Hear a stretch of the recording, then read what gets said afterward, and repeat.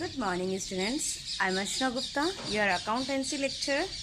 और जैसा कि आप जानते हैं, हम हमारा चैप्टर 5 पढ़ रहे हैं कंपनी को आगे बढ़ाते हुए हमारा जो नेक्स्ट टॉपिक चल रहा है वो चल रहा है रिडम्पशन ऑफ डिबेंचर्स। यस, ऋण पत्रों का शोधन।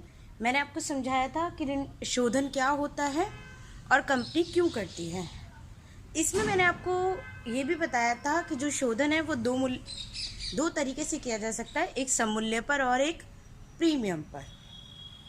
अब देखिए कि जो हमारा फर्स्ट केस था, जो मैंने आपको पढ़ाया था लास्ट वीडियो में, वो केस हमारा था जब डिबेंचर इशूड तो कब हो एट पार पर और रिडेम्पशन क्या हो, रिडेम्पशन भी एट पार हो। तो उस केस में एंट्री बिल्कुल ऐसे ही करेंगे जैसे इशू के टाइम हम एंट्री करते थे। सेम आज हम केस पढ़ रहे हैं सेकंड केस में आपका केस क्या है, देखिए। When debenture issued on premium but redemption at par. Yes, आपका इशू तो अब क्या है, प्रीमियम पर है और रिडम्पशन एट पार है। तो इस केस में भी हमें क्या करना है, हमें वही एंट्रीज करनी है जब हम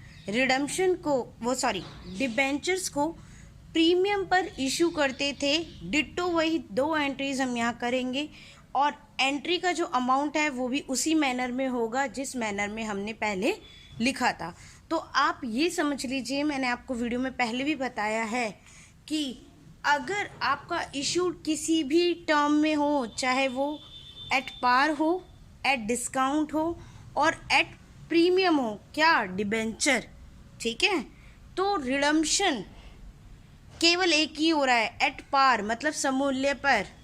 इशू तीनों में से किसी सिचुएशन पर हो लेकिन रिडम्पशन एट पार हो रहा हो, तो उस केस में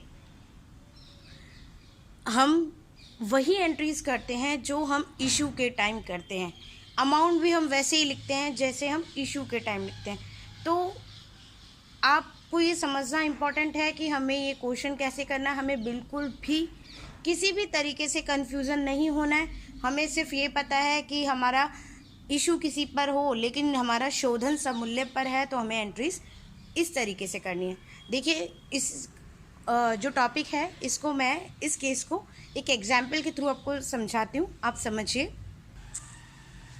देखिए, हमारा एक एग्जाम्पल हमने लिया है।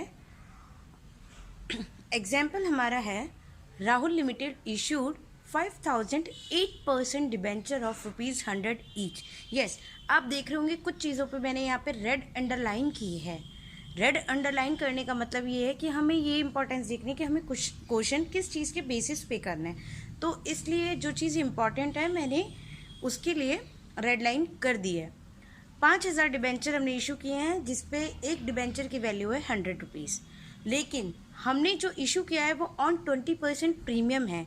तो अब आपके डिबेंचर की वैल्यू 100 ना होकर 120 हो जाती है, क्योंकि 100 का 20% होता है 20 रुपये।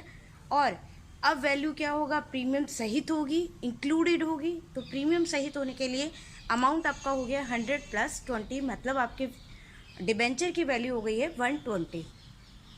And redeem those debenture after 5 years at par. Yes, यहाँ पे लिखा हुआ है आफ्टर 5 year। डिबेंचर का रिडम्पशन कंपनी जो डिबेंचर होल्डर को एक टाइम पीरियड के बाद जो देती है उस पर करना होता है, या फिर कंपनी के पास इतना सफिशिएंट फंड आ जाए कि वो डिबेंचर को वापस पुनर्भुगतान करने के लिए कि वो पुनर्भुगतान करने के लिए सक्षम हो। तो इसलिए डिबेंचर का जो रिडम्पशन पीरियड है वो कंपनी प्री डिसाइडेड भी होता है और आफ्टर भी डिसाइड होता है। कंपनी के पास सफिशिएंट फंड आ जाता है तो वो तब कर सकती है, लेकिन उससे पहले डिबेंचर्स होल्डर को कंपनी को इन्फॉर्म करना होगा। तो इसलिए जब रिडम्पशन करते हैं तो एक टाइम पीरियड आपको दिया हुआ है। इस टाइम पीरियड की यहाँ पे हमें कोई ज़्यादा वैल्यू नहीं है, बस हम एंट्रीज कर सकते हैं, ठीक है। तो 5 years का यहाँ पे कोई वैल्यू नहीं है, लेकिन अब वैल्यू यहाँ पे किसकी, एट पार। यस, आपका जो रिडम्पशन हो रहा है वो किस पे हो रहा है, एट पार पर हो रहा है। तो आपको ये क्वेश्चन समझ में आया? हिंदी में भी यही क्वेश्चन लिखा हुआ है मैंने, आपको ये क्वेश्चन अब समझ में आ गया होगा। अब हम इस क्वेश्चन का सॉल्यूशन करते हैं। मैंने आपको बताया था, हमने लिखा भी था कि डिबेंचर हम इशू कर रहे हैं प्रीमियम पर, लेकिन हम रिडम्पशन कर रहे हैं एट पार।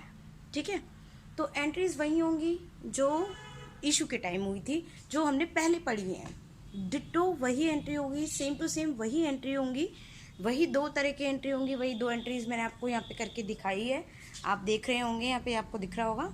और पहली एंट्री होगी हमारी bank account debit to debenture application. Application amount जो रिसीव हुआ है वो किसके अकॉर्डिंग हुआ है? 5000 आपके डिबेंचर हैं, और एक जो डिबेंचर की रेट है अब क्या हो गई है? प्रीमियम पर है, इसलिए बढ़कर वो कितनी हो गई है? 100 प्लस 20, 120। आपको ये समझाने के लिए मैंने कॉर्नर पर वर्किंग नोट बना दिया है। देखिए वर्किंग नोट पे भी लिखा है face value of debenture 100 rupees है, 20% प्रीमियम है तो 20 रुपीज़ है, और अब वैल्यू कितनी है? 120।